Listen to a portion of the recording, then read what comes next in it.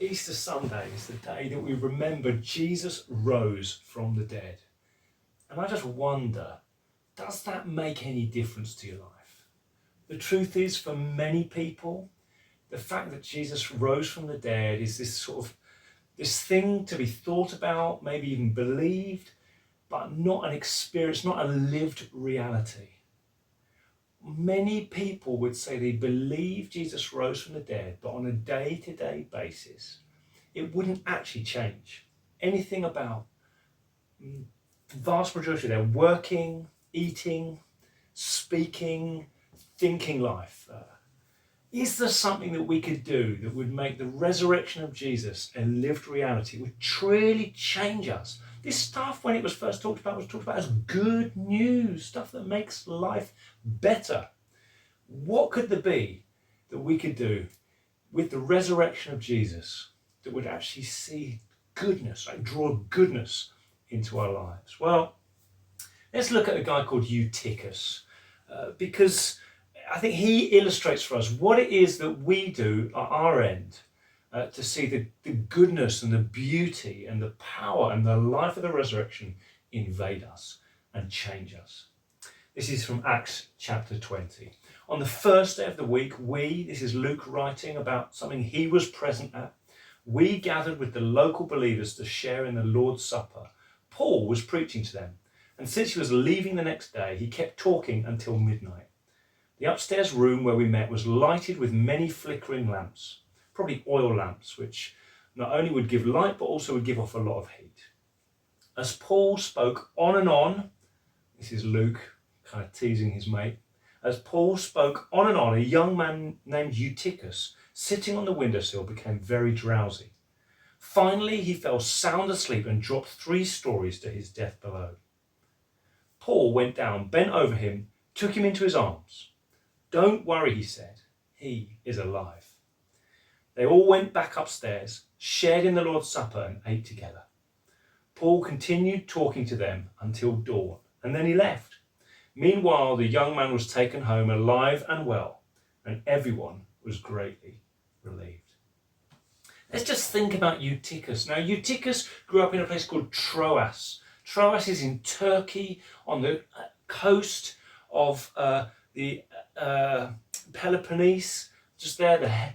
The Hellespont is the sea between it. So Greece is here, Turkey's there, and if you were to go further around, you'd get to where in the days of Troas, or at least just before it, was the great and the mighty Persian Empire. And King Xerxes travelled across and would have built his pontoon of ships really close to Troas.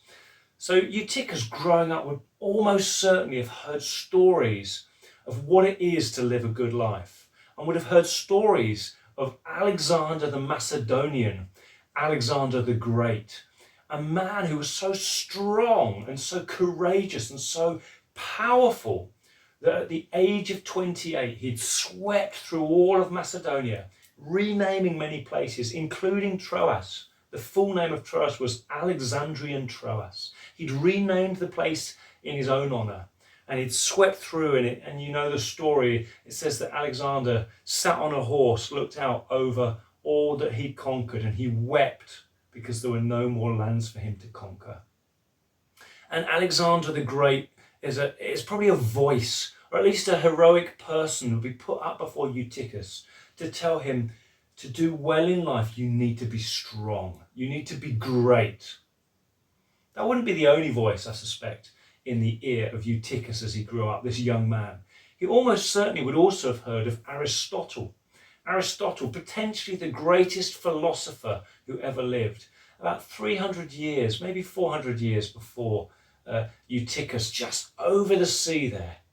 He would have grown up in Greece and just declared incredible truths, incredible things about the world, about how to view the world, about virtue, about philosophy.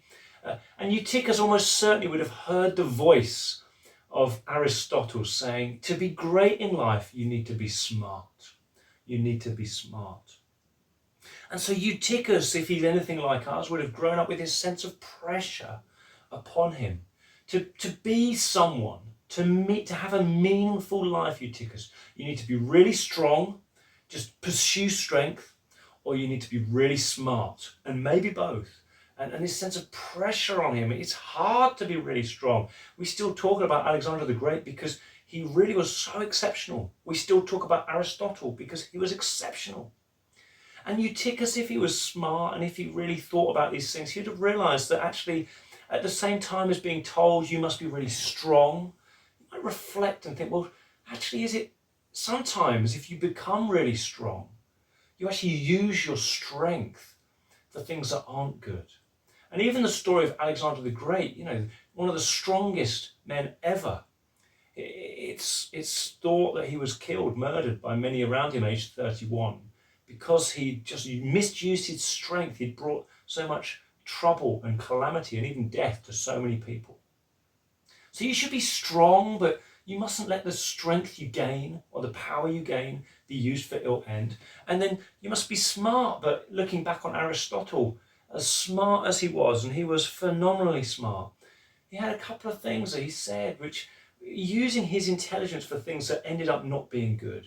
You see, Aristotle said that there was just a way of things, that the world was ordered in a certain way. And one of the ways that the world was ordered meant that it would be totally inappropriate if a woman ever did anything other than serve a man. That was the place of women in creation, in his understanding, that they must just serve their husbands. And he also understood that there's certain races it was just given that they should be subservient, slaves in fact, of his own race. And so even this man who so smart could still twist and turn his intelligence towards really teaching things that for centuries after him, through his influence, just became so oppressive, misogynistic, racist towards many people on the earth.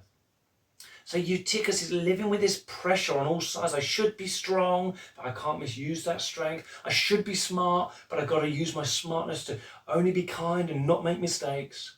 And even in the midst of this, he's described as a young man.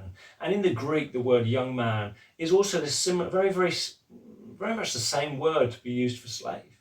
So Eutychus almost certainly grew up as a man who had a master over him, and who said to him, really, I don't care about you being strong. I don't care about you being smart. Just shut up and do what I tell you. So Eutychus grows up maybe working as a kitchen hand in the house of a great Roman villa from dawn till dusk. He has no time of his own, no decisions to make for himself. He just must do whatever his master says. Perhaps as dusk comes around, he'd have a bit of time where he could go and do what he wants. And so Eutychus he also speaks to us, I think, of that sense that as we look out on the world, we feel like there's something wrong here. This feels like there's a power that holds me and us in slavery. I don't get to choose to do my own things. It's a challenging thing to grow up as somebody like Eutychus. But Eutychus hears a rumour. He hears a rumour that there's another person who's come and invaded Troas. And this man was greater, stronger even than Alexander the Great. He performed mighty miracles that caused people and crowds not just to wonder at him because of fear, but wonder at him because of the greatness of things. He did things impossible to do. Lame people walked, sick people were made well, lepers were made clean.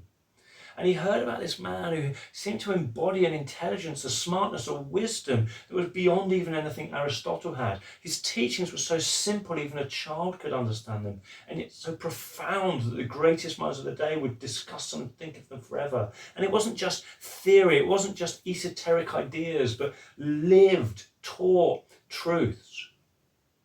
And he heard not only was this a man, somebody who did this great strength and had this great intelligence and smartness, but he also was somebody who came for slaves, for those who were enslaved. He spoke of slavery to powers, and he came to set people free.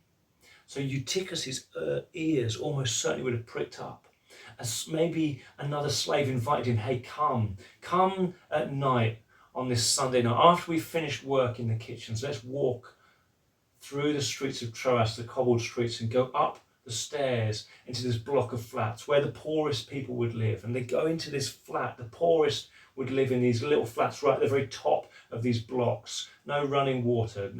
You can think what it'd be like. And he sat there. listening to this bald man with the crooked nose called Paul, Paul the Apostle, who's speaking about this Jesus, the one who performed mighty signs and wonders, the one who spoke such wisdom and truth, the one who even died for slaves to set them free. And as Eutychus is listening to this, something very strange happens. He gets drowsy, it says, and he falls and dies. As he hears the gospel of Jesus, he dies. His life comes to an end. And Paul, it says, walks down the steps, takes Eutychus in his arms, and he says, don't be afraid. There is life in him. And maybe he breathes on him, or maybe just those words itself, but there's something, the reanimation of Eutychus. He doesn't just come back to life, though. He now is a new man.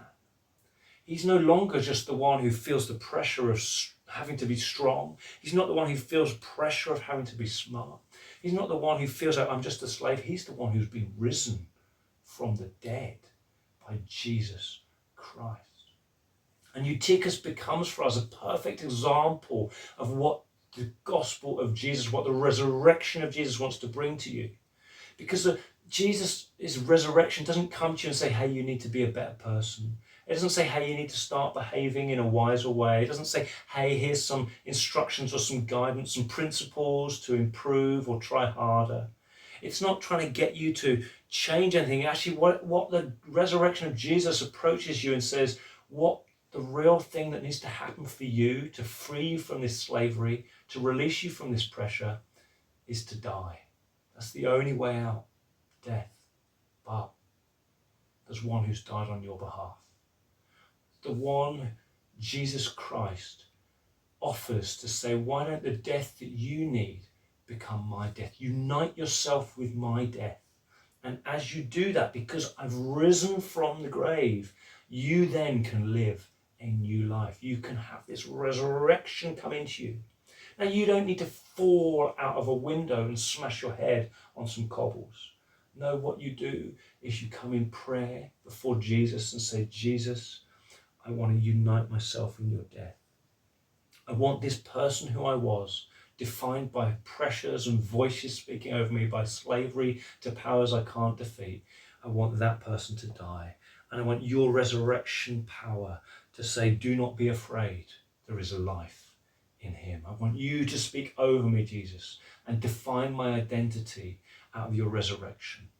And the way that happens is the Spirit of God will come and he'll stand over you and live in you. And he becomes the animating presence for this new life that you can live. And again, that happens not by a person necessarily taking you in their arms and speaking over you, but in prayer and through the scriptures, through you having Jesus take you in his arms and speak over you. Do not be afraid. You hear the voice of Alexander the Great. You must be strong. If you want a good life, you must be strong. Do not be afraid. There's life in you. I've put it there. There's life in you. You hear the voice of Aristotle. You must be smart. You need to be smart. If you want a life that means anything, you need to prove how smart you are. Jesus stands over you, holding you in his arms. Do not be afraid. There is life in you. My life is in you. And so you can be somebody who is the weakest of the weak. And when you're weak, this Jesus who holds you, his power is made perfect. You can be somebody who is unschooled and ordinary. And yet when Jesus holds you, you become somebody who can turn the world upside down and astound even the most educated of listeners. You can be somebody who's enslaved and lives in slavery, and yet you go back to your slave master, the person who orders you around what to do, and say, I don't do this anymore because I have to, but because I choose to. In love, I choose to honor you as my master and to do things and live a life of love, turning the other cheek, because Jesus has already shown me that he's loved me forever. He's already shown me that nothing can separate me from all that he's given me. And you can live a life where the resurrection power, the power that is better than death, better than stronger and can remove all fear, That power is in you all the time in every situation. So it's my prayer that Easter Sunday's message of the resurrection isn't just a piece of information. And it certainly isn't an instruction to add to all the other instructions that you feel you need to follow to have a good life. It's my prayer that the message of the resurrected Jesus puts you to death. That you have a dying moment where everything ends and you say, Jesus, I can't do this. I don't want to do this. I die before you. Would you take me in your arms? Would you speak over me? Do not be afraid. There is life in me. And then would you breathe life into me? Let me walk hand in hand out of that life that you put in me. Not a life I have to make for myself. Not a life I have to achieve for myself, but the life you've given me as a gift. Would you let me live that life?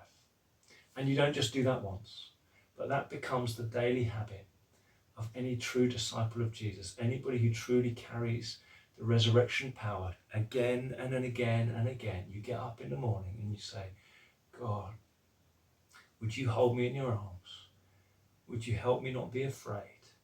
And would you say there's life in me and help me live out the life you've already put in me? That's my prayer for you as we go ahead out of Easter Sunday and into the rest of the year.